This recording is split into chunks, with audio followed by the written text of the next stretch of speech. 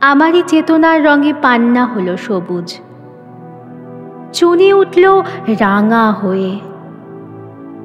আমি চোখ মেললুম আকাশে, জ্বলে উঠল আলো পূবে পশ্চিমে।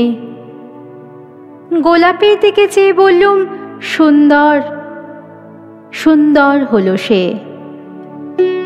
তুমি বলবে, এ যে তত্ত্ব কথা, এ কবির বাণী নয়। আমি বলবো, এ সত্য, তাই এ কাব্য। এ আমার অহংকার, অহংকার সমস্ত মানুষের হয়ে। মানুষের অহংকার পটে বিশ্বকর্মার বিশ্বশিল্প। তত্ত্বজ্ঞানী জপ করছেন নিঃশ্বাসে প্রশ্বাসে, না না না, না পান্না, না চুনি, না আলু, না গোলাপ, না আমি, না তুমি।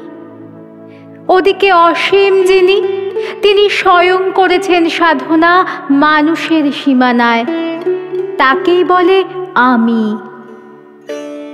সেই আমির গহনে আলো আধারের ঘটল সঙ্গম, দেখা দিল রূপ, জেগে উঠল রস। না কখন ফুটে উঠে হলো হাঁ, মায়ার মন্ত্রে, রেখায়, রঙে, সুখে দুঃখে। একে বলো না তত্ত্ব? আমার মন হয়েছে পুলকিত বিশ্ব আমির রচনার আসরে, হাতে নিয়ে তুলি, পাত্রে নিয়ে রং।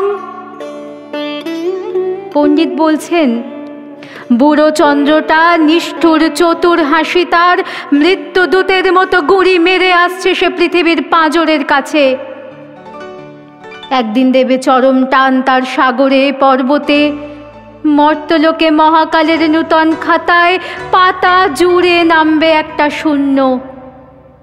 গিলে ফেলবে দিন রাতের জমা খরচ, মানুষের কীর্তি হারাবে অমরতার ভান, আর ইতিহাসে লেপে দেবে অনন্ত রাত্রির কালি। মানুষের যাবার দিনের চোখ বিশ্ব থেকে নিকিয়ে নেবে রং, মানুষের যাবার দিনের মন ছানিয়ে নেবে রস। শক্তির কম্পন চলবে আকাশে আকাশে, জ্বলবে না কোথাও আলো। বিনাহীন সভায় যন্ত্রীর আঙুল নাচবে, বাজবে না সুর। সেদিন কবিত্বহীন বিধাতা একা রবেন বসে নীলিমাহীন আকাশে, ব্যক্তিত্বহারা অস্তিত্বের গণিত তত্ত্ব নিয়ে। সেদিন বিরাট বিশ্বভুবনে দূরে দূরান্তে অসংখ্য অনন্ত লোকে লোকান্তরে এ বাণী ধ্বনিত হবে না কোনোখানেই, তুমি সুন্দর, আমি ভালোবাসি। বিধাতা কি আবার বসবেন সাধনা করতে যুগ যুগান্তর ধরে?